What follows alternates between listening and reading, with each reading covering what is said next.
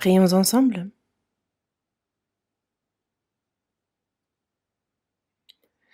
Dieu notre Père, toi qui nous aimes, toi qui es saint et miséricordieux,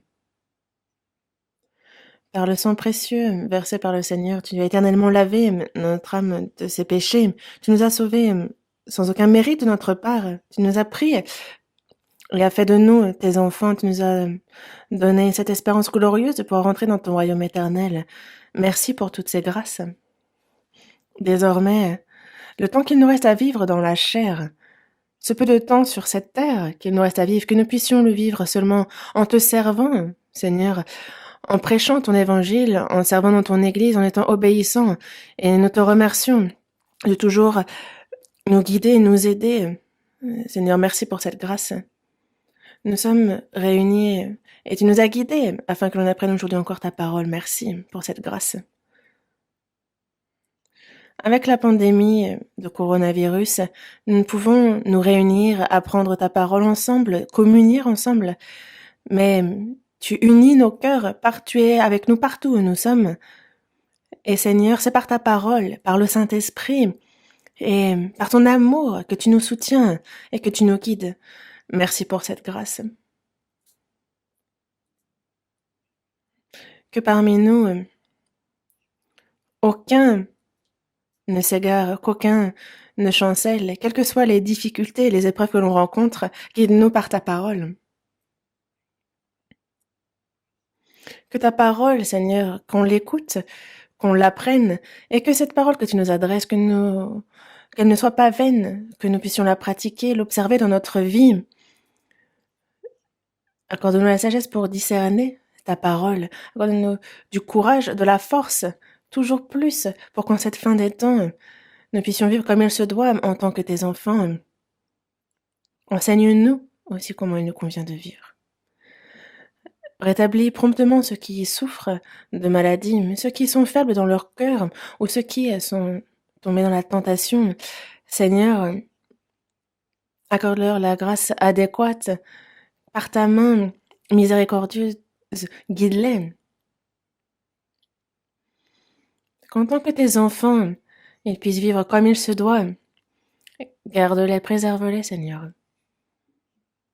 À cette heure encore, il y a, Seigneur, ta parole, ta volonté sainte que tu souhaites nous révéler, comment aussi il nous convient d'agir. Enseigne-le nous, Seigneur.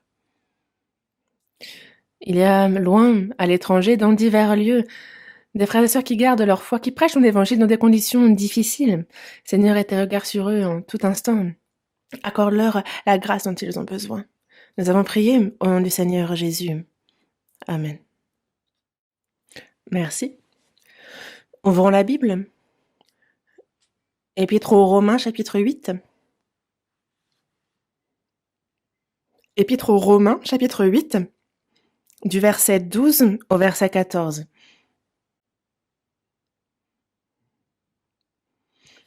Épître aux Romains, chapitre 8, du verset 12 au verset 14. Ainsi donc, frères, nous ne sommes point redevables à la chair pour vivre selon la chair. Si vous vivez selon la chair, vous mourrez. Mais si par l'esprit vous faites mourir les actions du corps, vous vivrez. Car tous ceux qui sont conduits par l'Esprit de Dieu sont fils de Dieu. Jusqu'ici?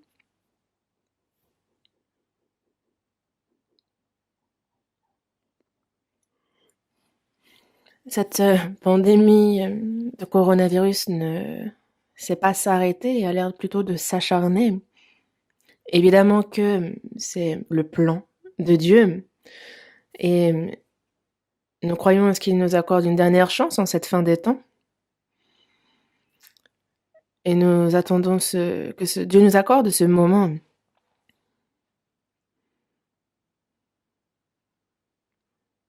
Car nous sommes impatients et nous croyons à ce que ce fléau prendra fin. D'ici là, notre foi envers le Seigneur, notre espérance, nous ne devons pas chanceler. Et il faut obéir, nous appuyer dans le Seigneur toujours davantage, même dans la difficulté. Il faut donc l'on garde ça dans notre cœur. Aujourd'hui encore, comme je vous le disais la semaine dernière, c'est donc dans la continuité que l'on étudie le lien entre le Saint-Esprit et les chrétiens. Je vous en ai déjà parlé.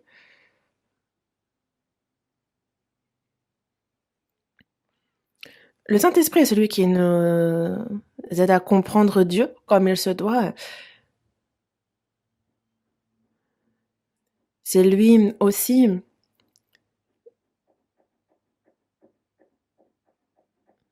qui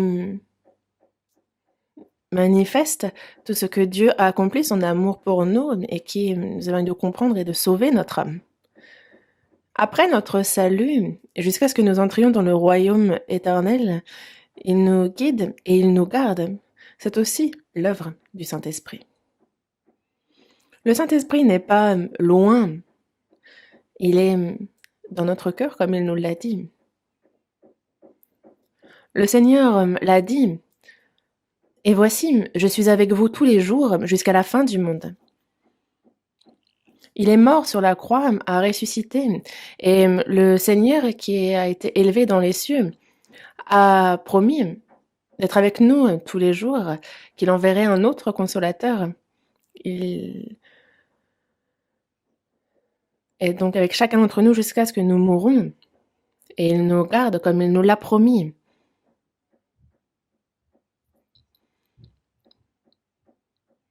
Et ce n'est pas seulement une fois dans le royaume des cieux que nous vivons éternellement avec Dieu, mais la vie de foi consiste bien sur cette terre à vivre aussi avec le Seigneur. Et c'est pour cela qu'il nous faut connaître précisément et en détail ce qui concerne le Saint-Esprit et ce qu'il fait, comprendre cela et voir en quoi consiste d'être guidé par le Saint-Esprit, d'être gouverné, dirigé par lui. Et la vie de foi consiste bien à suivre cela.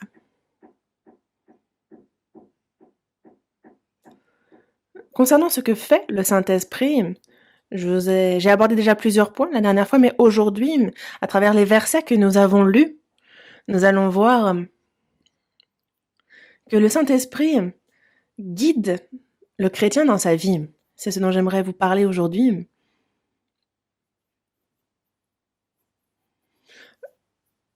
Le Saint-Esprit lui-même rend témoignage à notre esprit que nous sommes enfants de Dieu, comme il nous le dit dans Romains chapitre 8, verset 16. Et nous aide à comprendre la grâce de Dieu. Il rend témoignage et nous donne la certitude que nous sommes enfants de Dieu. Et aussi, il nous aide à vivre comme il se doit en tant qu'enfants de Dieu et il nous guide dans ce sens.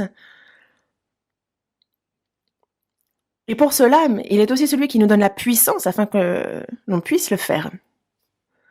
Et c'est pour cela que l'on est guidé par le Saint-Esprit et vivre guidé par le Saint-Esprit est la garantie que nous sommes sauvés et aussi, comme le dit la Bible, la preuve que nous sommes enfants de Dieu. Car tous ceux qui sont conduits par l'Esprit de Dieu sont fils de Dieu. Et ce n'est pas parce qu'on est guidé par l'Esprit de Dieu que l'on devient fils de Dieu. Non, on est sauvé. On devient fils de Dieu seulement par la foi. Après notre salut, quelle est la preuve que nous sommes fils de Dieu? Il faut que cette preuve se voie. Car le salut n'est pas une théorie, ce n'est pas de la connaissance, ce n'est pas superficiel, c'est justement, on est renouvelé, on vit, c'est le Saint-Esprit qui nous redonne la vie. Et donc, il y a une transformation, cela se voit, ça se manifeste. Quelque chose qui est mort, on n'attend rien de ça. Mais si on est devenu enfant de Dieu, alors il nous faut absolument le prouver. Vous semez des tomates, ça pousse des tomates. Vous semez un singe, ça pousse un singe. Si vous semez un homme, c'est un homme qui pousse. Et si on sème un homme, il grandit en homme, il faut qu'il vive en tant qu'homme. Si on est devenu enfant de Dieu, il faut désormais que l'on vive comme il se doit en tant qu'enfant de Dieu.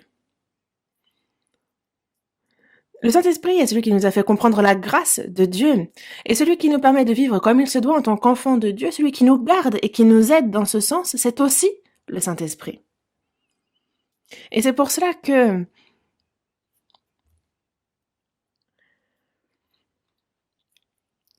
il nous a bien dit dans sa parole que c'est le Saint-Esprit qui nous aide à vivre comme il se doit en tant qu'enfant de Dieu.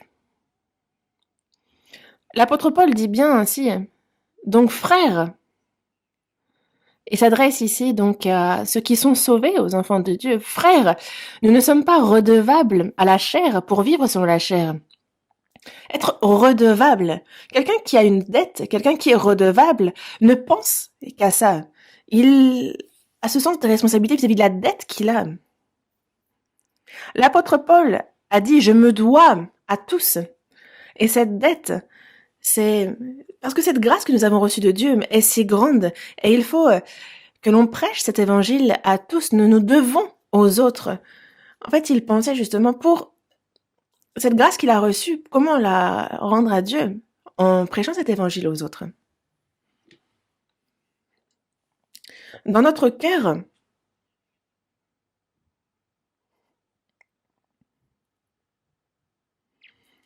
on a ce désir, cette ferveur, comme quelqu'un qui a une dette. En fait, c'est un peu l'expression que l'apôtre Paul a choisie pour exprimer le cœur qu'il avait vis-à-vis de l'évangile et de ceux qui n'ont pas encore écouté.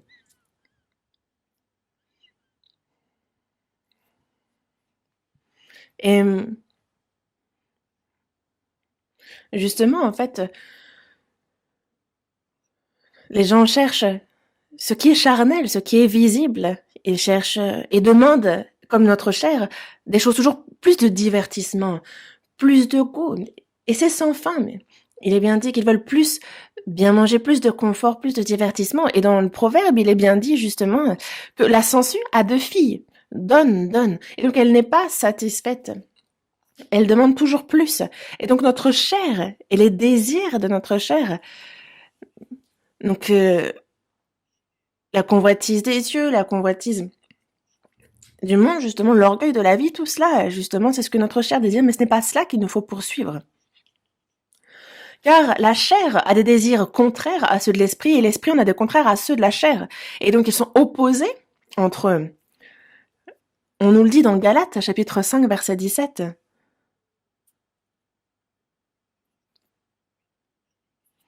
Et une personne sauvée a aussi la chair. Et donc, elle peut suivre la chair ou s'attacher au Saint-Esprit seulement et vivre selon le Saint-Esprit. Et c'est pour ça que si l'on suit la chair, alors on est redevable à la chair. Si vous vivez selon la chair, vous mourrez. Il est bien dit, si vous vivez selon la chair, vous mourrez. Une personne sauvée ne va pas en enfer pour autant, mais une personne sauvée qui va suivre sa chair ne va pas aller en enfer, mais déjà c'est une grande contradiction. Et c'est un peu comme un vivant qui vivrait comme un mort.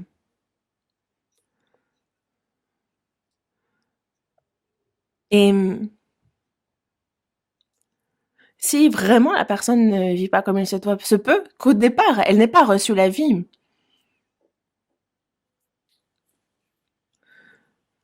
Parce que vivre en suivant la chair, c'est vraiment comme une vie de mort. Nous qui sommes passés de la mort à la vie, c'est comme une personne qui se noyait et qui a été sauvée. Désormais, elle doit se relever et marcher. Mais imaginons que la personne soit encore étendue au sol sur la rive.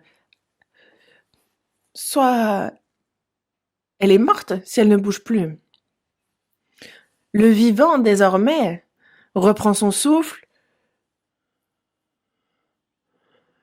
se relève, il se rétablit et il bouge. Une personne qui est sauvée et qui reste parmi les morts comme une personne qui ne serait pas sauvée, non. Et c'est pour ça que si on voit dans sa vie, si la chrétienté ne se manifeste pas dans la vie, si la personne ne vit que selon la chair, alors on peut s'inquiéter de savoir si finalement est-ce que cette personne ne serait pas née de nouveau? Est-ce qu'elle ne serait pas morte? Et aussi, une personne sauvée parfois suit l'esprit puis ensuite suit la chair. Ça, c'est vraiment une œuvre morte. Mais dans tous les cas, si vous vivez selon la chair, vous mourrez.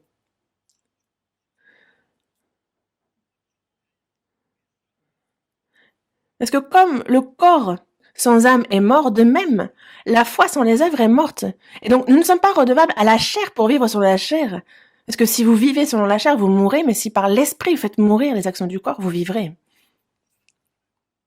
L'homme intérieur, justement, il y a une loi, donc selon l'homme intérieur. En fait, je vois dans mes membres une autre loi qui lutte contre la loi de mon entendement et qui me rend captif de la loi du péché qui est dans mes membres. N'est-ce pas? Dans Romains chapitre 7, ça nous en parle. Mais on voit ensuite qu'il y a la loi de Dieu. Donc quand on reçoit le salut, on a le Saint-Esprit, sa puissance. Et vraiment, nous étions captifs du péché, mais il nous a ramenés de la mort à la vie, des ténèbres à la lumière.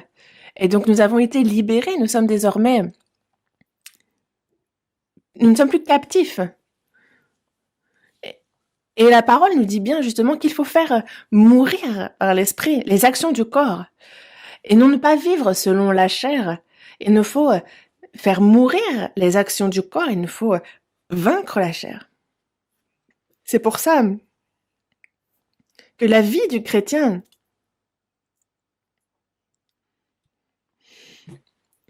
parce qu'en fait l'esprit de vie en Jésus-Christ, il m'a affranchi de la loi du péché et de la mort.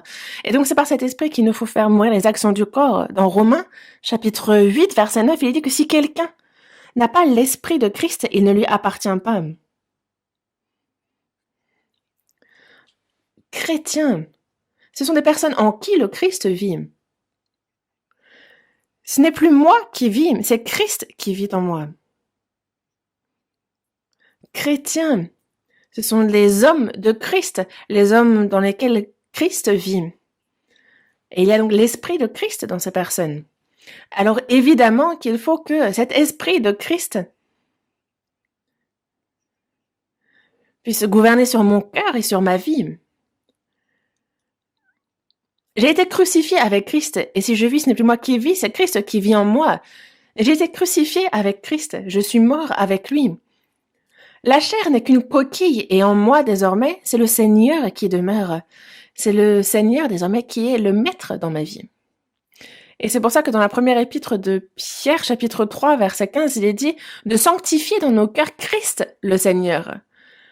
Christ le Seigneur, il est donc désormais le Seigneur, le maître dans notre cœur. Les gens de ce monde cherchent leur confort, ils vivent comme bon leur semble, et c'est la chair qu'ils suivent, mais ils ne peuvent pas faire autrement. Mais nous, c'est la vie éternelle que nous avons reçue, et il y a la puissance du Saint-Esprit qui est en nous. Et c'est pour cela que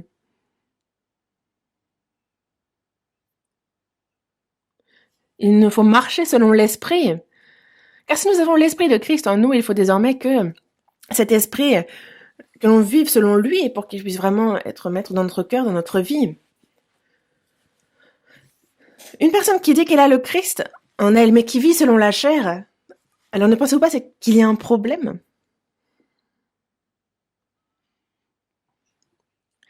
Il y a ce qu'on appelle justement de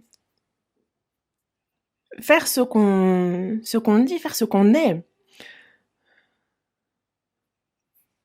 On a ce pouvoir de devenir enfant de Dieu. Mais un enfant de Dieu ne peut pas vivre comme un enfant du diable, n'est-ce pas? Il faut que les actions et le nom que l'on porte soient identiques, parce que sinon c'est une vraie contradiction. C'est pour cela que, en tant que chrétien, comment vivre correctement?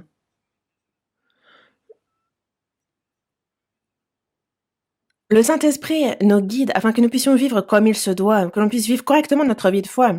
Il nous faudra être guidés par le Saint-Esprit. Et il faut que cela se voie, que l'on est fils de Dieu. Dans Luc chapitre 6, verset 46, il est dit « Pourquoi m'appelez-vous Seigneur, Seigneur, et ne faites-vous pas ce que je dis ?»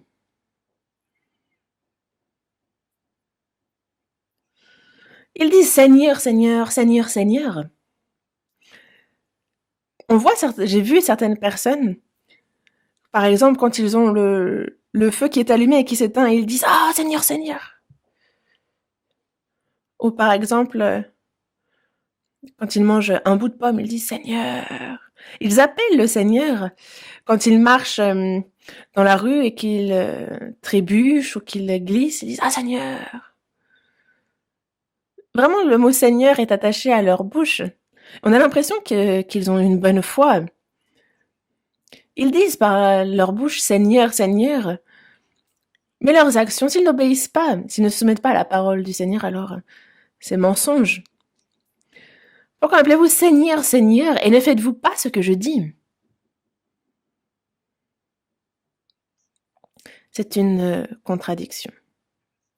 Dans Éphésiens, chapitre 5, verset 8, il est dit « Autrefois vous étiez ténèbres, et maintenant vous êtes lumière dans le Seigneur.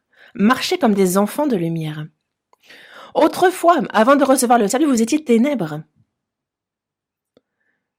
Vous marchiez dans les ténèbres, vous erriez dans les ténèbres. Et maintenant, vous êtes lumière dans le Seigneur. Vous avez la vie éternelle. Vous avez reçu la lumière du Seigneur. Et donc, marchez comme des enfants de lumière. C'est une évidence ce qu'il nous dit ici. Et c'est pour ça que, quelle est la preuve que nous sommes enfants de Dieu? C'est lorsque nous marchons en suivant le Saint-Esprit. Nous sommes guidés par l'Esprit. Et il faut qu'on le prouve dans notre vie. De nos jours, les chrétiens, que ce soit en connaissance, que ce soit en doctrine, ils connaissent Dieu, ils connaissent Jésus. Et donc, ils prient bien, ils louent bien le Seigneur, ils crient Seigneur. Tout est bien. Mais si on regarde leur vie, ils ne vivent pas selon la parole du Seigneur. Ils suivent leur propre confort. Ils vivent comme bon leur semble. Et ils n'ont pas l'air de savoir ce que c'est de vivre selon l'Esprit, d'être guidé par l'Esprit. Et donc, c'est une grande contradiction, vraiment. Le peuple d'Israël est le peuple élu par Dieu. Ils se sont vantés d'être les descendants d'Abraham, de sa lignée. Mais dans Apocalypse, il est bien dit que ceux qui se disent juifs et ne le sont pas, mais qui sont une synagogue de Satan. Et c'est donc Satan qui agit en eux. Et ils ont été jusqu'à rejeter Jésus et le crucifier. Et c'est bien ce que Satan fait. Est-ce qu'il n'y a que ceux qui ne connaissent pas Dieu, qui sont rebelles à Dieu et qui persécutent? Non. Il y a ceux qui disent le connaître, mais qui ne le connaissent pas bien et qui finalement, qui prient, qui louent le Seigneur et qui finissent par se rejeter la parole et le Seigneur. Et ceux qui sont sauvés peuvent vivre aussi comme ça. Et c'est pour ça qu'il faut que dans notre vie se manifestent les preuves que nous sommes fils de Dieu, que nous sommes enfants de lumière, il faut qu'on s'examine nous-mêmes pour savoir si nous sommes dans la foi, qu'on s'éprouve nous-mêmes. Parce que ne reconnaissez-vous pas que Jésus-Christ est en vous, à moins peut-être que vous ne soyez réprouvés.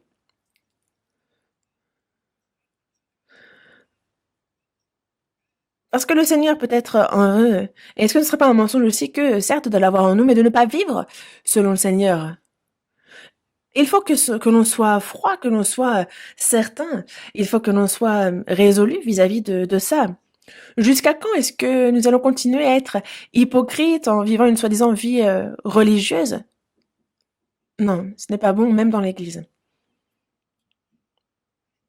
Et aussi,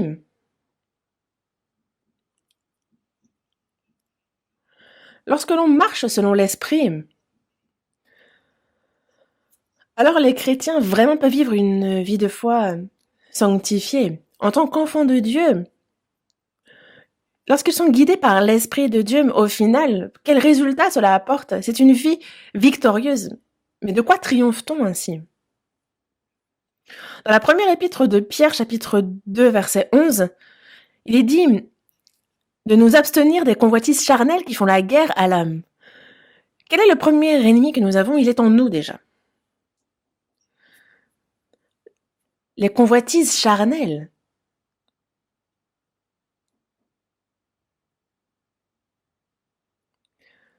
Dans Romains,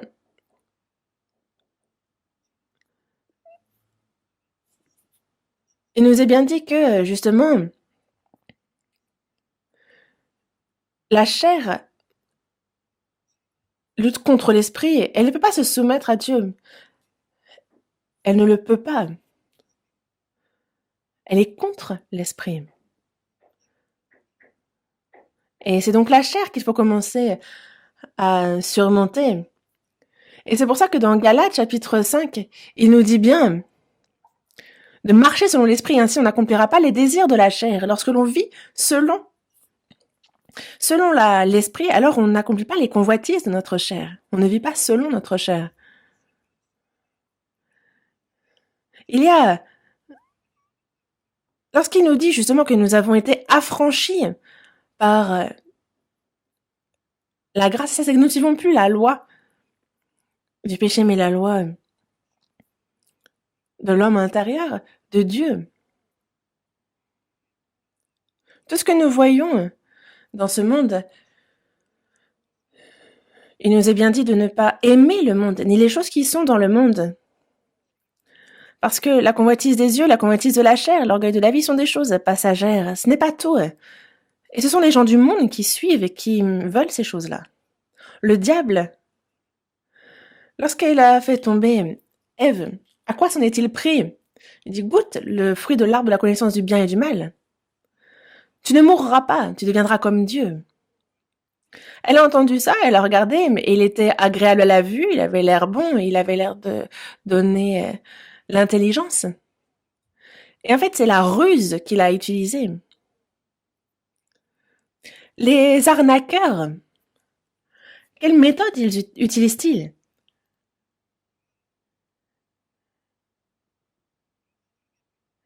On a l'impression que ce qu'ils disent est vrai. Ça semble être bon. On a l'impression que si on fait ce qu'ils disent, si on les écoute, alors tout ira bien. Ils arrivent, ils sont très sages, très intelligents, mais le diable est encore vivant. Et les gens de ce monde sont vraiment esclaves de cette ruse du diable. Et donc c'est en lui qu'ils vivent. Mais il peut arriver que les chrétiens, eux, ne perdront pas le salut. Mais il se peut que le diable, lui, parce qu'il ne peut s'attaquer à notre âme, il fait en sorte d'utiliser notre chair afin qu'on échoue dans notre vie de foi. Il peut nous faire échouer dans notre vie de foi. Et c'est justement ce qu'il cherche à faire. Et il est vraiment rusé, il utilise des astuces vraiment pour nous tromper. Et une personne sauvée peut très bien aussi être entraînée par les ruses de Satan. Ce monde et les choses qui sont dans ce monde-là, il ne faut pas aimer ces choses-là. Aimer, c'est quoi? C'est voir notre cœur détourné par ces choses.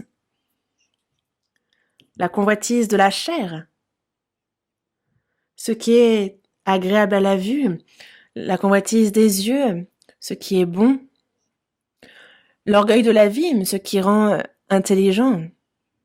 Toutes ces choses-là sont des choses qui remplissent ce monde. Et ce sont des choses qui, sans cesse, justement, stimulent nos nerfs, nous tentent, nous attaquent. Et c'est bien la puissance de Dieu, c'est lui et de son esprit qui nous permet de surmonter ça, de vaincre ça. Et c'est pour ça que l'apôtre Paul disait bien que justement, il a assujetti, il a traité durement son corps, il l'a assujetti. Car la chair, dès qu'elle en a l'occasion, elle va essayer de sortir, de se manifester. Certains disent, oui, moi je suis mort avec Christ, je suis enterré avec lui, désormais, moi c'est fini. Ah bon? Pourquoi l'apôtre Paul dit-il, chaque jour je suis exposé à la mort? Ce qui n'est pas encore complètement mort. Il dit, si quelqu'un veut venir après moi, qu'il renonce à lui-même, qu'il se charge de sa croix et qu'il me suive. Qu'il se charge de sa croix, qu'il renonce à lui-même. Renoncer à quoi? À sa pensée, à ses plans, à son entêtement, à ses désirs, à ses idéaux, à ses positions, à soi. C'est à cela qu'il faut renoncer, il faut abandonner. Qu'il renonce à lui-même, qu'il se charge de sa croix et qu'il me suive, qu'il se charge de sa croix. Le Seigneur aussi a dit que ta volonté soit faite, non pas ma volonté, mais ta volonté. Et c'est selon la volonté de Dieu qu'il s'est donné, qu'il est mort, n'est-ce pas, sur la croix. Est-ce que c'était seulement en parole? Non. Et nous, toutefois, non pas ma volonté, mais ta volonté, selon la volonté de Dieu. Et donc nous aussi, en fait, on prend cette croix et la croix, c'est la mort. C'est la souffrance, la croix, c'est la mort. Et c'est ce que la chair déteste. Même les personnes sauvées, si elles se disent oh bon ben moi je vais vivre comme ci comme ça, il suffit d'aller dans le royaume des cieux à la fin. Non, ça ce sont des pensées que le diable met en nous. Parce que si toutefois nous souffrons avec lui, afin d'être glorifiés avec lui, les souffrances sont vraiment une bonne chose. Pourquoi? Parce que c'est à travers les souffrances que l'on apprend sur le Christ, qu'on apprend à le suivre, que l'on est forgé. Et il faut qu'on souffre pour pouvoir être glorifié avec lui. Si toutefois nous souffrons avec lui afin d'être glorifiés avec lui, dans Philippiens, il est dit, cela de la part de Dieu, car il vous a été fait la grâce par rapport à Christ, non seulement de croire en lui, mais encore de souffrir pour lui. Il nous a sauvés. Il ne nous a pas seulement sauvés, il nous a aussi sauvés pour nous permettre de participer à ces souffrances, d'y prendre part. Et c'est à cela que vous avez été appelés, parce que Christ aussi a souffert pour vous, vous laissant un exemple afin que vous suiviez cette trace. Suivre les traces du Seigneur, marcher dans ses pas, ce sont des larmes qu'il a versées, de la sueur, du sang. C'est un mélange de tout cela et c'est en cela qu'on le suit. Regardez les saints qui nous ont devancés, quand on marche dans leurs pas, comme eux ont suivi ceux de Christ, nous aussi c'est le même chemin que nous suivons.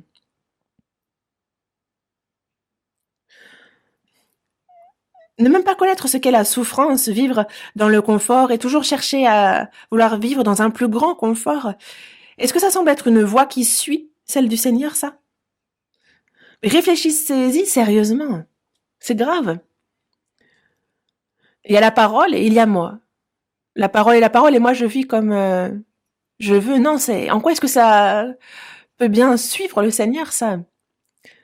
Est-ce que c'est bien une vie de chrétien? Et c'est pour ça que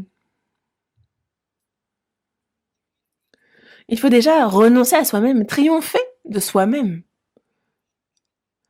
Faire mourir la chair par l'esprit, se charger de sa croix et suivre le Seigneur.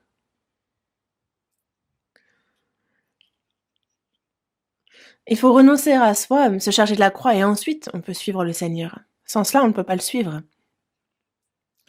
Renoncer à soi-même, triompher de soi-même, et il nous faut triompher du monde aussi, de toutes les tentations que ce monde comporte. Quand on sort, c'est le monde.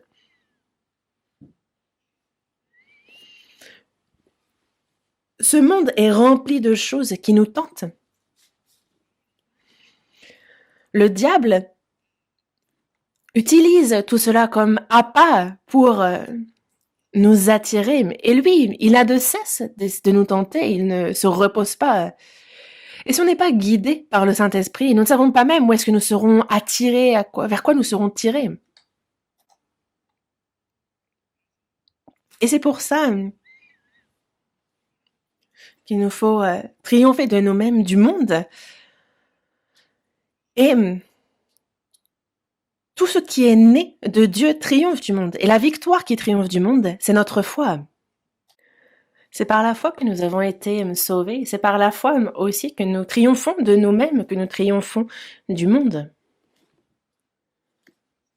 Et c'est pour ça que dans la première épître de Jean, chapitre 2, verset 14, il est bien dit « Jeunes gens,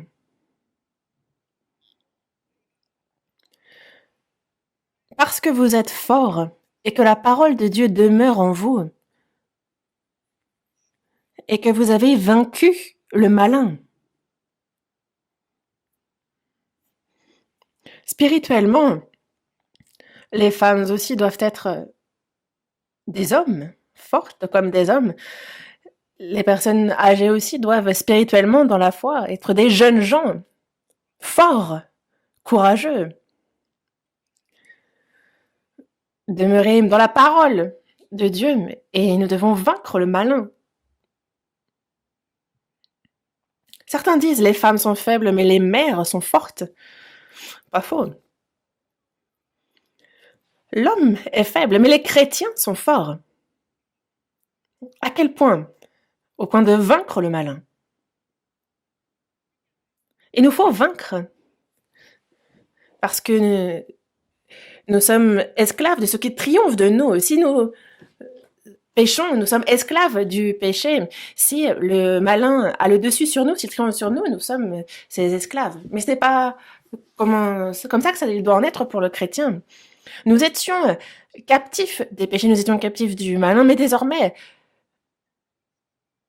nous sommes pris dans notre vie par le Saint-Esprit. La question est de savoir est-ce que véritablement nous vivons en suivant le Saint-Esprit, guidés par le Saint-Esprit.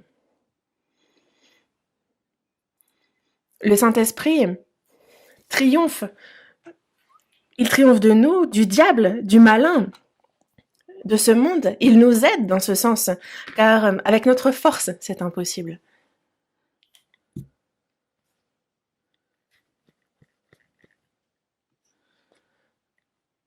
Si nous vivons selon la chair, il ne nous faut pas oublier que nous sommes alors morts. Nous, c'est chaque jour, à chaque instant, qu'il y a le Saint-Esprit de Dieu qui nous guide. Il y a aussi les tentations de la chair, il y a aussi les tentations du diable. C'est incessant. Et il faut donc qu'à chaque instant, il faut toujours que l'on puisse faire le bon choix. Certains vivent selon l'esprit, puis selon la chair. Certains sont agréables à Dieu, puis ensuite vont être agréables au diable. C'est pas possible. Comment est-ce qu'une seule et même personne peut-elle servir de maître?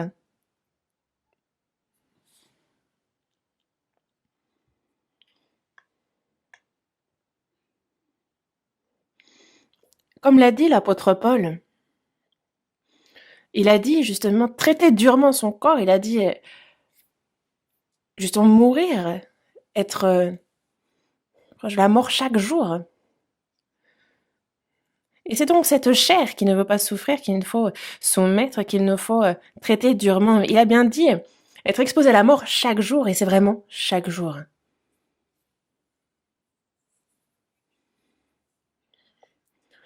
Et qui est celui qui nous permet de faire ainsi? Ce n'est pas avec nos forces, avec notre volonté, que l'on peut faire une telle chose. C'est seulement par la puissance du Saint-Esprit que nous pouvons faire cela. Auparavant, comme il est dit dans Éphésiens chapitre 2, du verset 1 au verset 3, on était morts par nos offenses et par nos péchés, dans lesquels on marchait autrefois, selon le trait de ce monde, selon le prince de la puissance de l'air et de l'esprit qui agit maintenant dans les fils de la rébellion. En fait, nous tous aussi, nous étions de leur nombre. Et en fait, il agit encore justement dans les fils de la rébellion. Tous ceux qui ne sont pas sauvés sont fils de la rébellion, désobéissants, et en eux, il y a donc le prince de la puissance de l'air qui agit, et ils sont entraînés par lui. Et nous aussi, auparavant, nous étions de leur nombre. Nous aussi, nous étions de leur nombre, nous vivions autrefois selon les convoitises de notre chair, on accomplissait les volontés de la chair et de nos pensées, on était par nature des enfants de colère comme les autres. Par nature, on était vraiment des enfants de colère, mais nous avons été sauvés de cela. Est-ce que l'on retourne à ça alors? Comment est-ce que l'on pourrait d'ailleurs?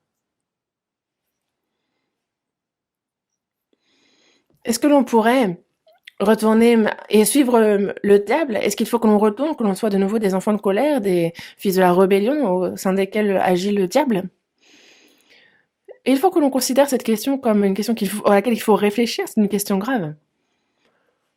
Dans Apocalypse, chapitre 12, verset 11, il est dit qu'ils l'ont vaincu à cause du sang de l'agneau et à cause de la parole de leur témoignage.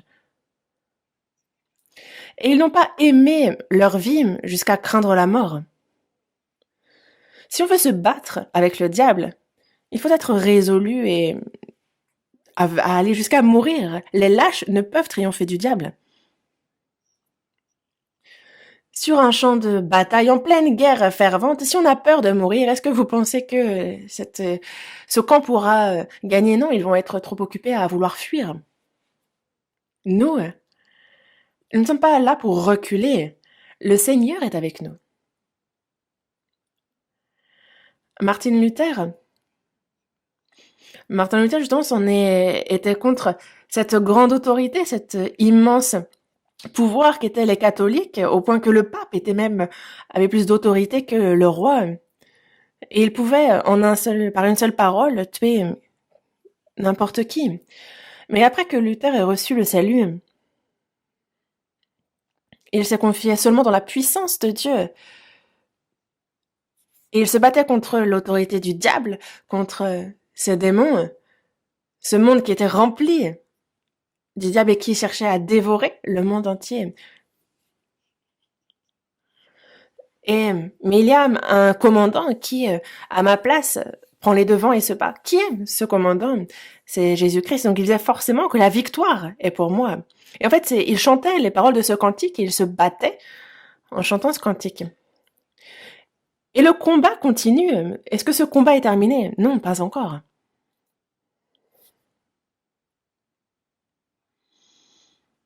Le diable a beau être fort, le Seigneur l'est bien plus. Et le Saint-Esprit est avec nous. Et c'est pour cela qu'il nous faut triompher du diable, de ses ruses. Comment faire une telle chose? Il y a le sang de Jésus sur la croix. Il nous faut croire en ce sang. Et qu'est-ce qui pourrait nous résister alors? Est-ce que nous avons peur de mourir? Est-ce que nous avons peur de verser notre propre sang? Nous avons la parole qui est l'épée de l'esprit, qui nous permet de vaincre le diable. Et il est bien dit qu'ils n'ont pas aimé leur vie jusqu'à craindre la mort. Ils n'ont pas craint la mort. Et c'est pour ça qu'ils ont triomphé. L'apôtre Paul aussi a bien dit « Je ne fais pour moi-même aucun cas de ma vie comme si elle m'était précieuse pourvu que j'accomplisse ma course avec joie. » Et le ministère que j'ai reçu du Seigneur Jésus d'annoncer la bonne nouvelle de la grâce de Dieu. Disons que même s'il devait y perdre la vie, en tous les cas, il ira jusqu'au bout de sa mission. Nous suivons le Seigneur, nous vivons selon sa volonté, nous vivons pour son évangile. Est-ce que ça vous frustre de vivre une telle vie alors que c'est pourtant la voie de la gloire?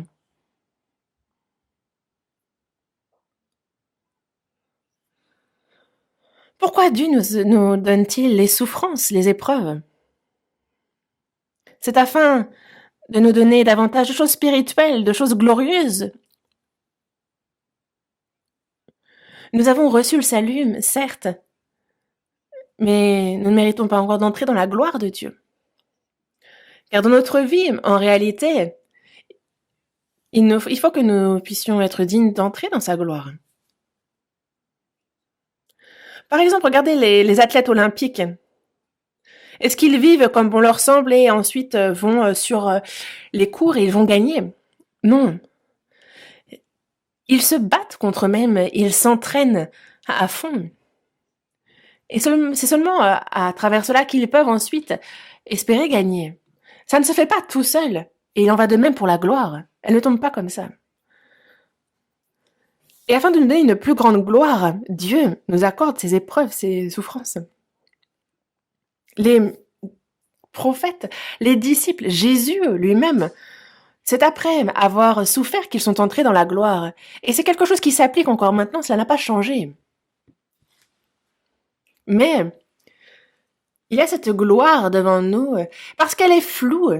J'ai l'impression que c'est pour ça que certaines personnes ne supportent pas les épreuves auxquelles elles doivent faire face. Je lisais un livre et ça nous parlait du communisme auparavant qui justement attrapaient les chrétiens et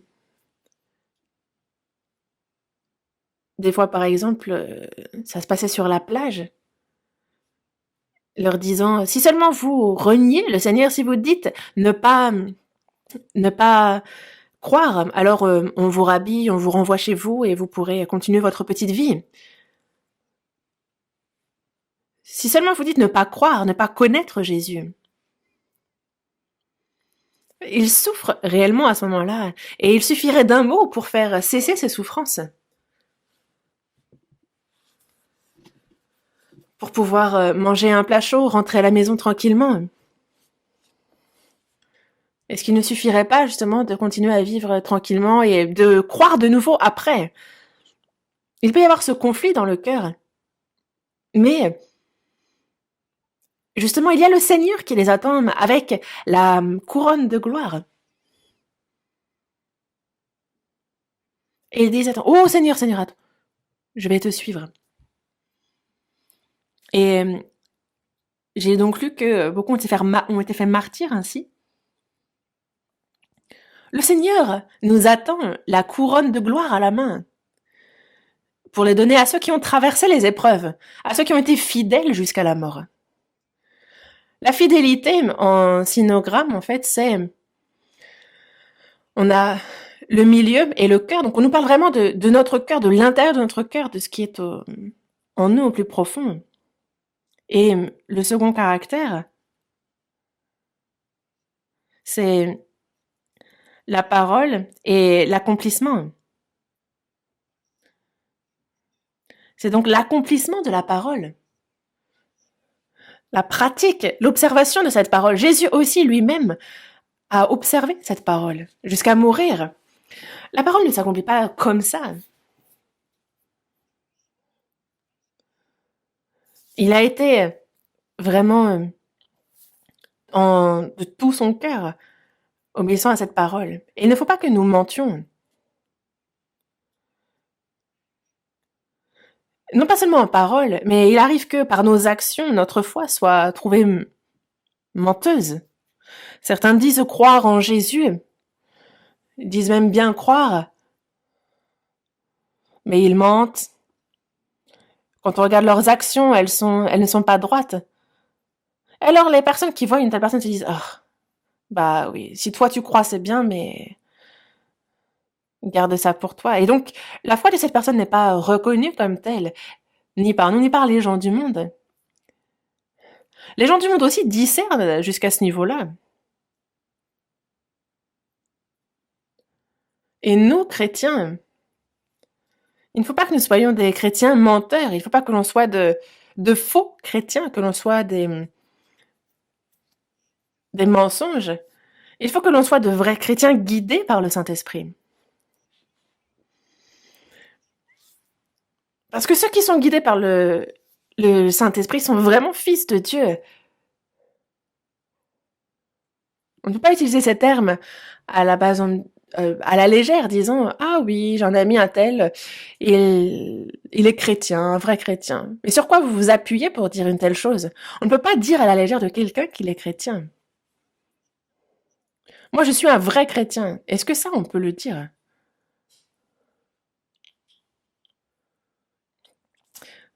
Et nous, désormais, il faut que l'on soit très sérieux concernant ces questions-là. On écoute la parole, on dit Amen, Amen.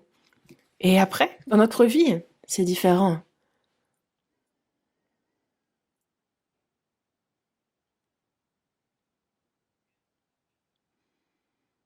Tout ça, c'est mensonge. On dit de notre bouche Seigneur, Seigneur, je vais vivre selon ta volonté. Et on a l'impression qu'il aime Dieu plus que tout. Il chante les cantiques Je t'aime aujourd'hui plus qu'hier. Et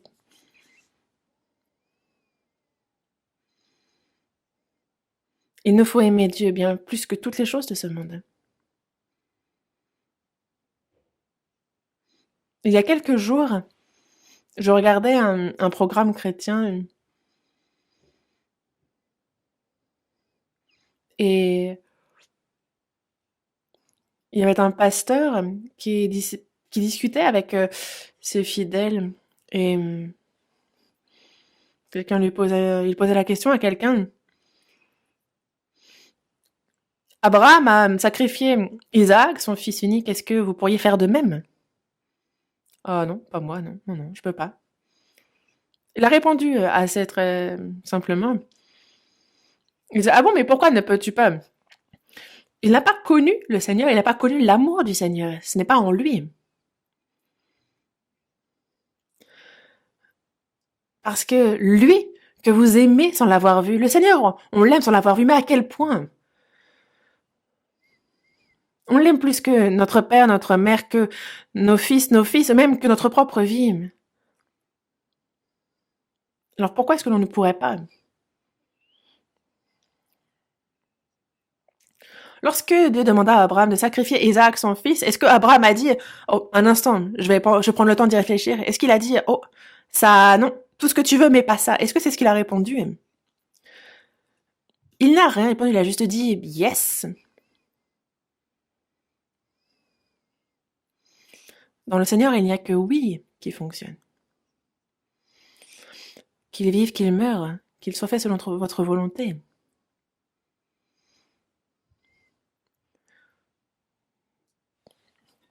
Et il y a justement ces cantiques que l'on chante bien.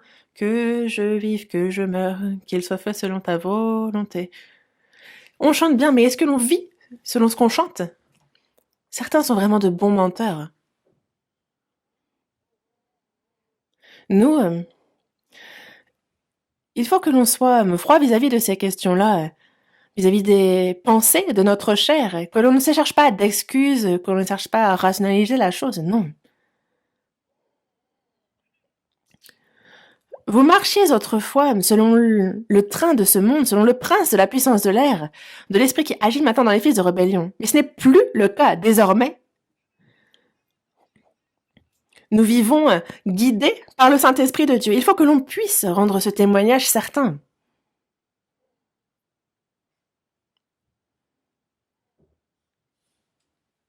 Désormais, nous suivons le Saint-Esprit. Et évidemment qu'il nous faut vivre une telle vie. Le Saint-Esprit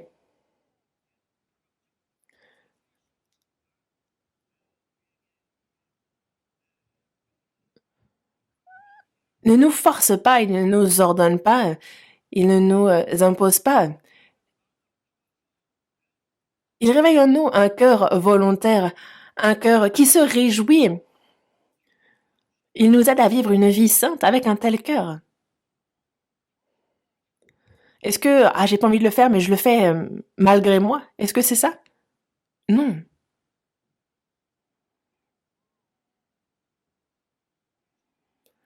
Et Jésus ordonne à Paul une chose, oh, j'ai pas envie, comment tu peux me demander une chose si difficile? Est-ce que c'est ce que Paul a répondu? L'apôtre Paul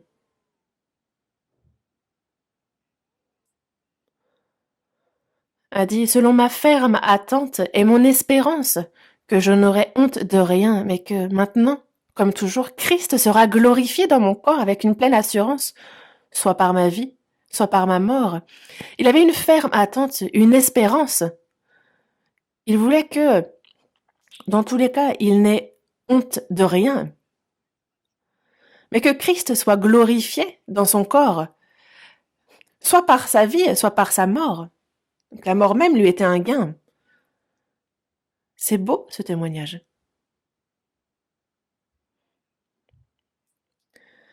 Sa ferme attente et son espérance, ce n'est pas contre son gré. Dans Philippiens chapitre 2 verset 13, il a dit « Car c'est Dieu qui produit en vous le vouloir et le faire selon son bon plaisir. » Le Saint-Esprit, justement, nous fait vouloir et faire selon la volonté de Dieu, selon ce qui est agréable à Dieu. C'est lui qui fait ça. Lorsque nous sommes attrapés par le Saint-Esprit, alors c'est un vœu dans notre cœur que de vivre seulement selon la volonté de Dieu. Que je sois pauvre, que je sois riche, que j'ai d'autorité ou pas, ça ne pose pas de problème. L'apôtre Paul aussi, c'est pour cela qu'il a bien dit, c'est pourquoi je me réjouis des faiblesses, des insultes, des détresses et des persécutions et des angoisses que j'endure pour le Christ, car lorsque je suis faible, c'est alors que je suis fort. Il a dit se réjouir des faiblesses, des insultes, de la pauvreté. Et nous, est-ce qu'on pourrait faire de même? Pourquoi pas?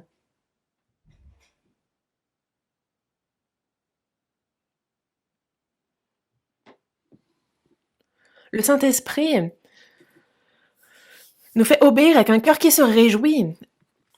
Qu'a dit David après avoir commis un péché? Il a dit « Rends-moi la joie de ton salut et qu'un esprit de bonne volonté me soutienne. » Il se repent et ce qu'il dit c'est « Ne me prends pas le Saint-Esprit, mais rends-moi la joie de ton salut. » Quand on a la joie de notre salut, alors on a un cœur volontaire, on a une bonne volonté, on a un esprit de bonne volonté. Et qu'un esprit de bonne volonté me soutienne. Et j'enseignerai tes voies à ceux qui les transgressent, et les pécheurs retourneront à toi. À travers cette personne, c'est donc l'œuvre de Dieu qui s'accomplit, n'est-ce pas?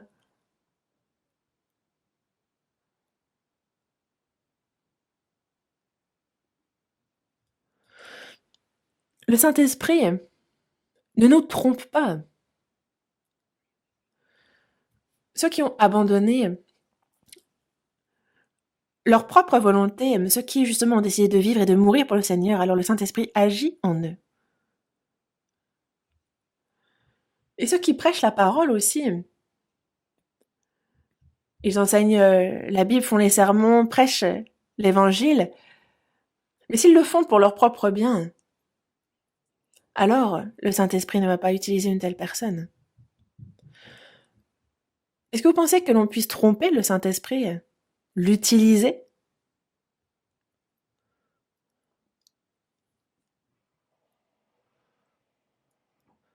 Désormais, voyons dans la première épître aux Thessaloniciens, chapitre 2, première épître aux Thessaloniciens, chapitre 2, verset 12.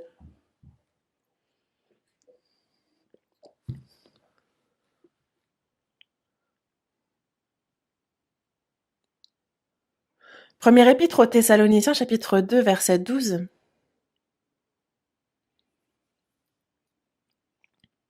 Vous exhortant, vous consolant, vous conjurant de marcher d'une manière digne de Dieu, qui vous appelle à son royaume et à sa gloire. L'apôtre Paul exhortait, il consolait, il conjurait de la même manière qu'un père son fils. Et donc il parle de marcher d'une manière digne de Dieu qui vous appelle, donc il nous appelle, il nous a sauvés, et il nous appelle à son royaume et à sa gloire. Mais il faut marcher d'une manière digne de Dieu. Il nous a sauvés. Et il nous fait donc entrer dans son royaume, dans sa gloire. Mais il faut marcher d'une manière digne de Dieu. Pour pouvoir entrer dans son royaume, il nous aide justement à pouvoir vivre d'une manière digne de son royaume et de sa gloire.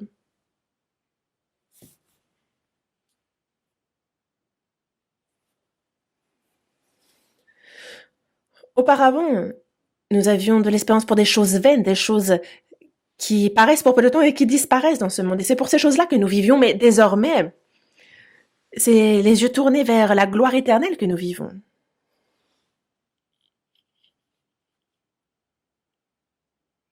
Et aussi, désormais,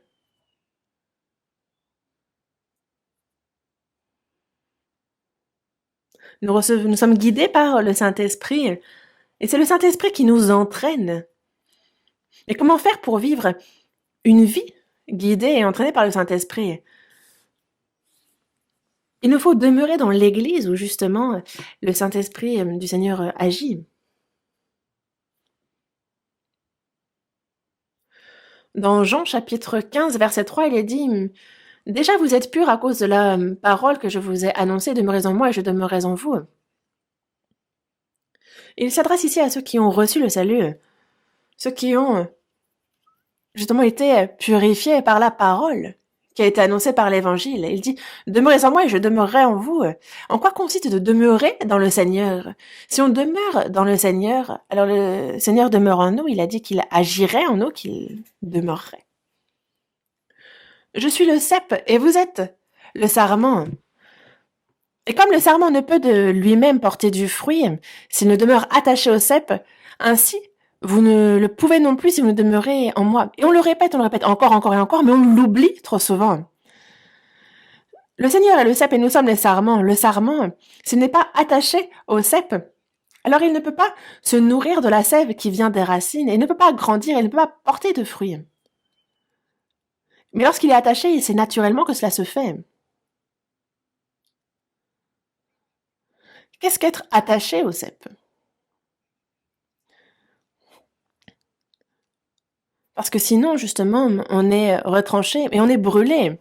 On est piétiné, brûlé. Parce que si on n'est pas attaché, alors on sèche comme de la paille et on est jeté, on est brûlé. La vie de foi, donc, ne fonctionne absolument pas dans ces cas-là.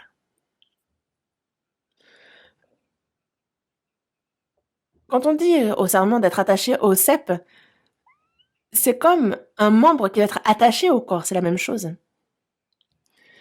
Je le répète toujours, mais est-ce que les membres, pour leur part, ont la force? Non, en fait, où est cette force? Cette force, elle est dans le Seigneur. Dans Éphésiens chapitre 3, verset 20, il est dit « Or, à celui qui peut faire, par la puissance qui agit en nous, infiniment au-delà de tout ce que nous demandons ou pensons. » Qu'est-ce que nous demandons? Et à quoi pensons-nous? À quoi pensez-vous? Que demandez-vous? Une personne sauvée, ce qu'elle souhaite ardemment, ce qu'elle demande, c'est comment vivre selon la volonté de Dieu. Et ne pas vivre selon la chair, comment vivre selon l'esprit, selon la volonté de Dieu, et non pas selon ma chair et selon ma pensée. Est-ce que ce n'est pas le seul vœu qu'il nous faut avoir? Et comment faire une telle chose alors? C'est par la puissance qui agit en nous, c'est par cette puissance-là que l'on peut donc faire infiniment au-delà de tout ce que nous demandons ou pensons, et ça c'est donc bien le Seigneur qui le fait par le Saint-Esprit qui agit en nous. Il nous faut donc demeurer en lui. Il est bien dit que celui qui se tient à l'écart cherche ce qui lui plaît, et il s'irrite contre tout ce qui est sage. Quand on quitte le troupeau, alors on quitte la sagesse, on est contre finalement la puissance qui agit dans ce troupeau. Est-ce que donc ça peut marcher? Non. C'est pas une question de volonté, disant, ah, moi, faut bien que je vive pour le Seigneur, moi, faut pas que je vive selon la chair, faut que je vive selon l'esprit. On aura beau prendre des résolutions, on aura beau s'efforcer par tous les moyens, ça ne fonctionnera pas. On va juste très vite tomber et s'écrouler. C'est comme si vous avez une pente glissante, vaut mieux être deux pour s'entraider, n'est-ce pas, pour se tenir l'un à l'autre. Et il y a le Seigneur qui agit en nous, qui agit dans le troupeau. Il y a ce troupeau au sein duquel agit le Seigneur. Il nous faut donc nous aussi être au milieu de ce troupeau. Et tout seul, on n'est pas un troupeau. Et c'est quand on demeure dans ce troupeau, alors nous sommes tenus par cette puissance qui agit en nous. Et alors nous pouvons faire au-delà de tout ce que nous demandons ou pensons. C'est donc le Saint-Esprit qui nous aide pour cela.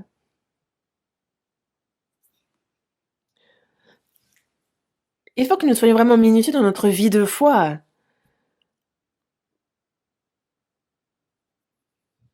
Que l'on soit aussi froid. Que l'on s'interroge pour savoir en quoi cela consiste de vivre selon la volonté de Dieu. Et ne pas seulement dire de notre bouche « Ah oui, aide-moi à vivre selon ta volonté, que ta volonté soit faite et non pas la mienne ». Il ne faut pas que ça reste sur la bouche. Dans Jean chapitre 7, verset 17, il est dit que si quelqu'un veut faire sa volonté, alors il connaîtra si ma doctrine est de Dieu ou si je parle de mon chef. Une personne qui va essayer justement de pratiquer la volonté de Dieu, Dieu va lui révéler quelle est sa volonté. Et à celui qui veut la pratiquer, alors il donnera la puissance, la force pour le faire. Il faut que ce soit un vœu ardent que de vivre selon la volonté de Dieu. Il faut que ce soit vraiment un vœu ardent de notre côté. Et il y a des fois la bouche qui parle, mais le cœur n'y est pas. La bouche veut, mais le cœur ne veut pas. Car il y a ceux qui, justement, pensent à la chair.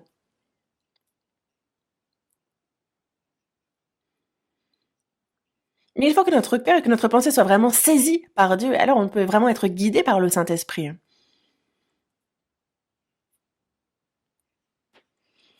Jésus fut baptisé et lorsqu'il remonta des eaux, il y a les portes des cieux qui se sont ouvertes et il y a le Saint-Esprit qui est descendu comme une colombe et on a entendu la voix de Dieu, disant que celui-ci est mon fils bien-aimé, en qui j'ai mis toute mon affection. Celui en qui il a mis toute son affection, celui qui lui est agréable, qui le réjouit.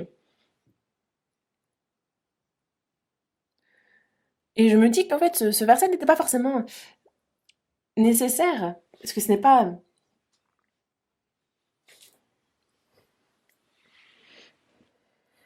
Ici, il atteste vraiment du Saint-Esprit, non pas seulement pour Jésus, mais aussi pour nous tous. Comme nous le savons, Jésus, au cours de sa vie, il n'est pas seulement venu pour nous sauver,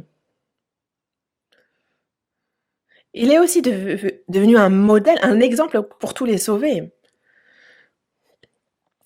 Car je vous ai donné un exemple afin que vous fassiez comme je vous ai fait. Le Saint-Esprit aussi, dès que nous recevons le salut, il nous dit « Ah, voici mon Fils bien-aimé en qui j'ai mis toute mon affection. » Jésus l'a dit, n'est-ce pas?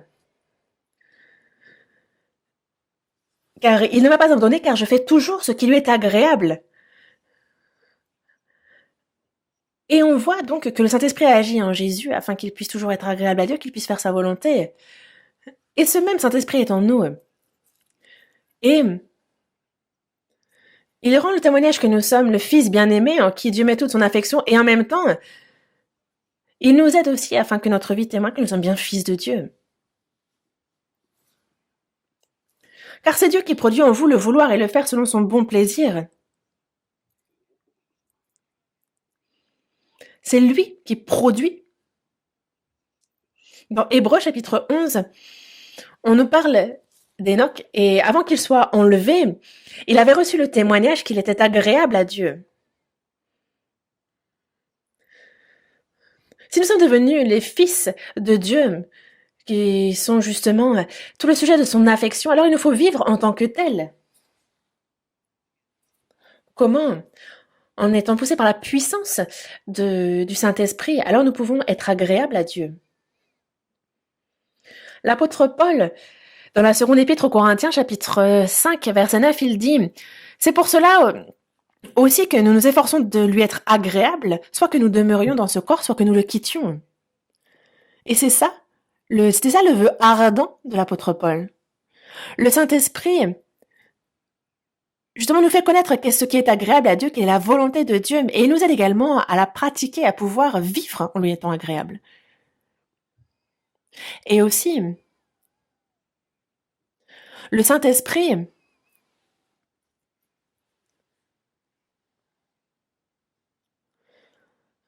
il est aussi celui qui nous affermit et qui nous rend parfaits. Dans Matthieu, chapitre 5, verset 48, il est dit « Soyez donc parfaits comme votre Père céleste est parfait. » Ce verset s'adresse à nous, n'est-ce pas? Il nous a sauvés, il a fait de nous de ses enfants.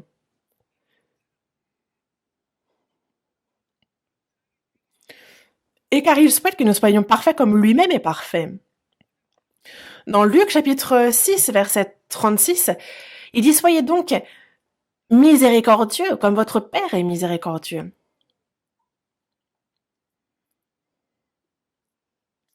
Et dans la première épître de Pierre, chapitre 1 aussi, dans les versets 15 et 16, il nous est dit aussi « Vous aussi soyez saints dans toute votre conduite, selon qu'il est écrit « Vous serez saints, car je suis saint. » Saint comme Dieu, parfait. Miséricordieux comme Dieu l'est. Saint comme Dieu l'est. Et c'est ce qu'il nous invite à faire. Recevoir le salut, vivre dans l'à peu près et ensuite entrer dans le royaume? Non. La question est de savoir comment est-ce que nous pourrions devenir parfaits, comment nous pourrions être miséricordieux, comment est-ce que nous pourrions être saints dans toute notre conduite comme Dieu l'est. C'est possible par la puissance du Saint-Esprit. Si on est saisi dans notre vie par le Saint-Esprit, alors c'est possible. Pourquoi cela ne le serait pas? Pourquoi ce serait impossible? Si vous pensez que c'est impossible, ça le sera alors. Mais si vous pensez que c'est possible, alors et que vous êtes ardent dans votre désir de vivre guidé par le Saint-Esprit, alors ça marchera. Et c'est pour cela que, en nous, il a mis justement son caractère et il veut que petit à petit, l'on soit rendu parfait, que petit à petit, l'on soit de plus en plus miséricordieux, saint. Et il nous aide à mener une telle vie. Certains disent, ah, comment est-ce qu'on pourrait vivre comme ça? On a la chair. Est-ce que vous pensez que par la puissance du Saint-Esprit, c'est impossible? Lui qui a sauvé des pécheurs qui devaient aller en enfer, est-ce que vous pensez qu'il lui est impossible de transformer notre vie? Et parce que c'est possible, il nous le demande de le faire. Il ne nous demande pas l'impossible. Dieu n'est pas une telle personne, il est celui qui va nous aider à atteindre ce qu'il nous demande. Et aussi, voyons dans l'Évangile selon Jean, chapitre 16. Évangile selon Jean, chapitre 16, verset 13. Évangile selon Jean, chapitre 16, verset 13.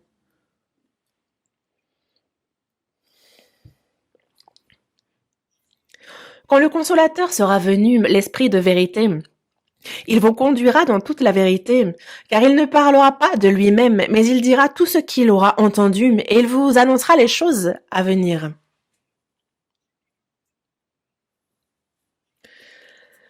Donc quand le Consolateur sera venu, l'Esprit de vérité, il vous conduira dans toute la vérité.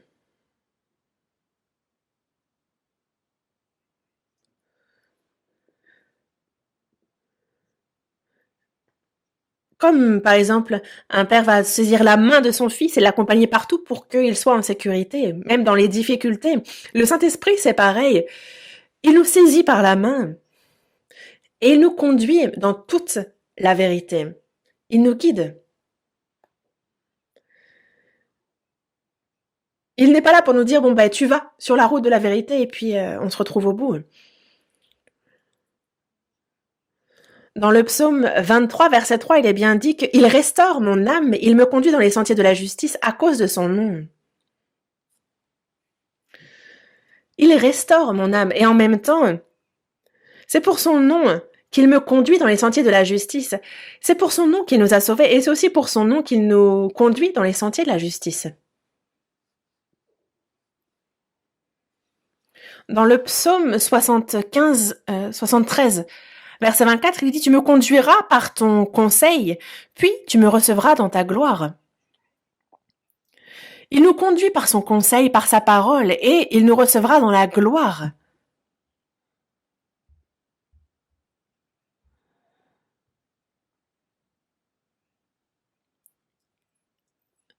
Et il nous guide tout au long de notre vie, par son conseil, puis il nous reçoit dans la gloire.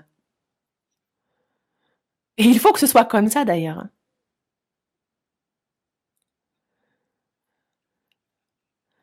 Et ça n'existe pas le à peu près. La question est, est-ce que nous sommes ténèbres? Est-ce que nous sommes lumière? Est-ce que je suis terrestre? Est-ce que je suis céleste? C'est l'un ou l'autre. Le monde et les chrétiens. Abraham,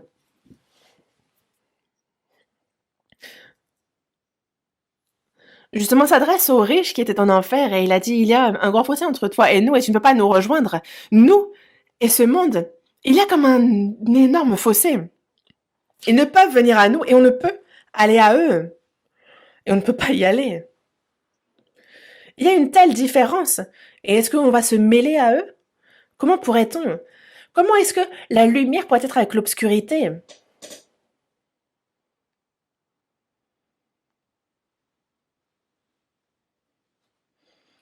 Il nous conduit, il nous guide. Dans le psaume 48, verset 15, Il est dit, voilà le Dieu qui est notre Dieu, éternellement et à jamais, et il sera notre guide jusqu'à la mort. Ce Dieu, c'est notre Dieu, et il sera notre guide jusqu'à la mort. Il sera avec nous jusqu'au dernier jour de ce monde, et il nous guide, il nous conduit. Dans la seconde épître à Timothée, chapitre 4, verset 18, l'apôtre Paul dit bien que le Seigneur me délivrera de toute œuvre mauvaise, et il me sauvera pour me faire entrer dans son royaume céleste.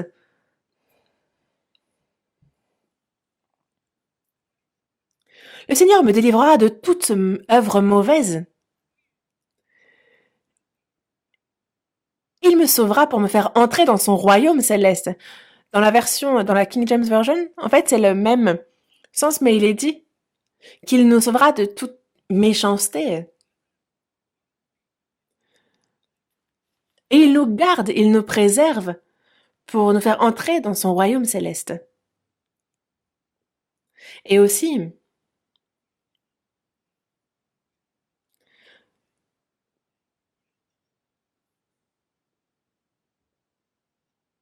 vraiment, il me sauvera, il nous préservera pour nous faire entrer dans son royaume céleste. Et c'est ce que le Seigneur fait. Il est constamment toujours avec nous. Il nous préserve comme l'iris des yeux, mais il a compté jusqu'à tous nos cheveux. C'est la promesse que Dieu fait et il n'y a aucun changement à cette promesse. C'est l'homme qui n'y croit pas et qui ne garde pas cette promesse-là. Dans Jérémie chapitre 31, verset 3, Dieu dit bien que de loin l'Éternel se montre à moi. Je t'aime d'un amour éternel, c'est pourquoi je te conserve ma bonté. Je t'aime d'un amour éternel et c'est pourquoi je te conserve ma bonté. Parce qu'il nous aime, il nous conserve, il nous garde. Et il nous guide par sa bonté jusqu'à ce que nous entrions dans son royaume. C'est par sa puissance, par sa parole qu'il a justement affranchi, il a libéré le peuple d'Israël d'Égypte. Dans la journée, il les guidait par la nuit et la nuit par la colonne de feu. Et il les a guidés jusqu'à la terre promise en Canaan. Et de la même manière, nous aussi, mais ce Dieu qui nous a sauvés, c'est par le Saint-Esprit qu'il nous garde, qu'il nous préserve, qu'il nous guide jusqu'à ce qu'on entre dans son royaume. La terre de Canaan est un peu comme une ombre, une image du royaume des cieux. Et aussi dans la première épître de Jean, chapitre 1, verset 6, il dit que si nous disons que nous sommes en communion avec lui et que nous marchons dans les ténèbres, nous mentons et nous ne pratiquons pas la vérité. Celui qui dit demeurer dans le Seigneur, justement, doit faire ce qu'il a fait. Comment est-ce qu'on pourrait vivre comme le Seigneur avec eux? Ne dites pas une telle chose. Une personne qui pense comme ça, il suffit déjà de le vouloir et il nous aide vraiment à pouvoir le vivre. Nous aussi, c'est comme le Seigneur, c'est comme l'apôtre Paul. Il est vraiment celui qui nous guide par le Saint-Esprit.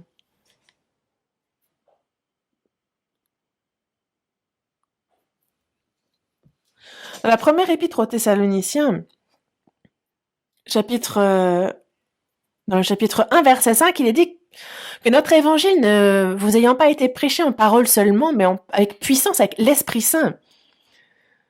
C'est en parole, mais avec puissance, avec l'Esprit Saint et avec une pleine persuasion.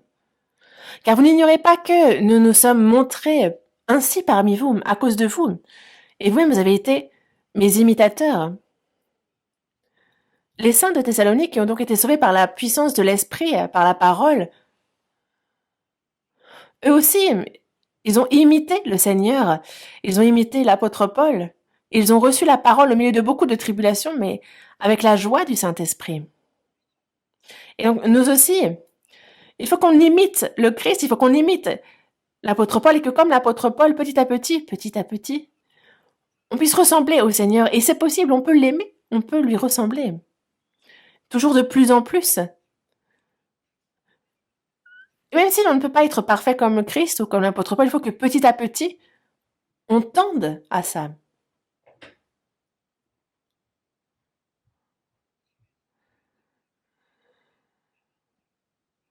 Et il faut que, justement, petit à petit, en nous se forme la personnalité de Christ. L'amour de Dieu, la miséricorde de Dieu, sa sainteté, petit à petit. Il faut qu'on lui ressemble toujours davantage. Et alors, c'est jusqu'à notre corps qu'il le transformera complètement pour qu'on lui ressemble intégralement. C'est comme une larve qui devient une cigale en 7 ans. Ça ne se fait pas du jour au lendemain, c'est petit à petit qu'elle prend cette forme. Et lorsqu'elle laisse sa peau, alors elle devient une cigale. Et c'est la même chose pour nous, petit à petit, nous ressemblons toujours plus au Seigneur et alors nous entrons dans sa gloire. Qui fait cela? C'est le Saint-Esprit. Est-ce que c'est possible avec notre force? Non. C'est la puissance du Saint-Esprit. Il faut être guidé par le Saint-Esprit. Mais il faut le vouloir. Il faut vouloir être guidé par le Saint-Esprit, vouloir le suivre, désirer la parole ardemment, faire un à un, obéir petit à petit à tout ce que je peux. Car on obéit à un, puis après on apprend deux, puis après trois, etc.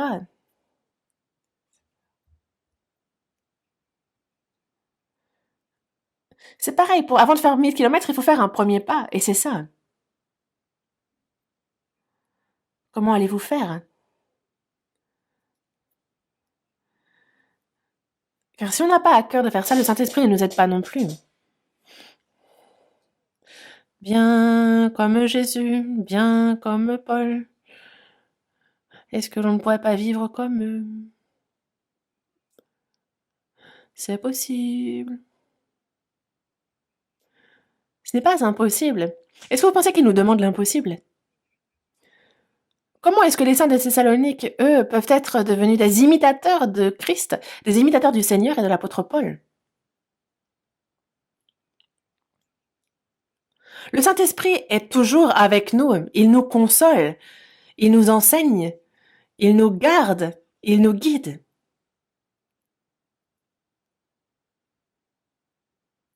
C'est le Saint-Esprit qui nous aide. Le Saint-Esprit est toujours avec nous et il comble nos faiblesses, il nous guide. Et nous sommes donc guidés par le Saint-Esprit. Et jusqu'au dernier moment, il faut que nous vivons pour la gloire et pour la volonté de Dieu. Et dans peu de temps, le Seigneur reviendra dans sa gloire. Et il faut que nous puissions tenir dans sa gloire sans être honteux. C'est possible. Le Saint-Esprit nous aide. Il nous guide par son Saint-Esprit. Ce qui est... On est guidé par le Saint-Esprit et c'est bien la preuve que l'on est fils de Dieu. Il faut donc que ça se voie dans notre vie, non pas seulement en parole, mais en action, que qu'on arrête, de dire je suis sauvé, mais que ça se voit dans nos vies.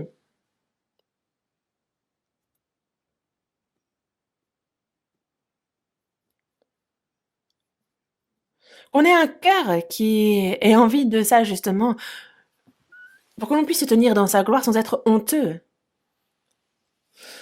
Dans la seconde épître de Pierre, il nous dit bien justement aussi de désirer ardemment de pouvoir nous tenir devant lui sans être, pour être irréprochable, de s'efforcer d'être devant lui irréprochable. C'est la demande qui nous a été faite. Le jour du retour du Seigneur est vraiment très proche.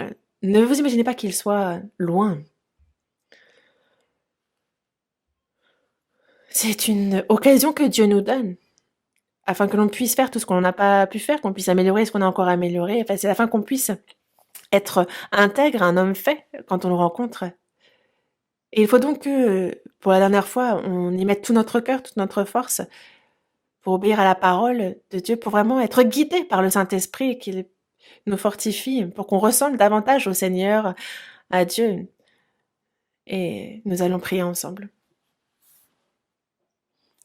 Dieu notre Père qui est miséricordieux, tu nous as sauvés et tu nous guides par ton Saint-Esprit jusqu'au bout de notre vie. Nous te remercions pour ça. Nous sommes faibles et insensés, mais Seigneur, tu nous consoles. Tu nous enseignes par ton Saint-Esprit, tu nous aides. Tu nous conduis dans la vérité. Et dans peu de temps, Seigneur, toi qui vas revenir, tu fais que nous pouvons nous tenir devant toi sans être honteux. Merci. Seigneur, nous confions le reste de notre vie entre tes mains, que tu gouvernes sur notre vie et que notre cœur ne soit plus détourné par les choses vaines de ce monde, que les convoitises vaines et menteuses de notre chair, que l'on en soit préservé et que l'on suive le Saint-Esprit. Nous avons prié au nom du Seigneur Jésus. Amen.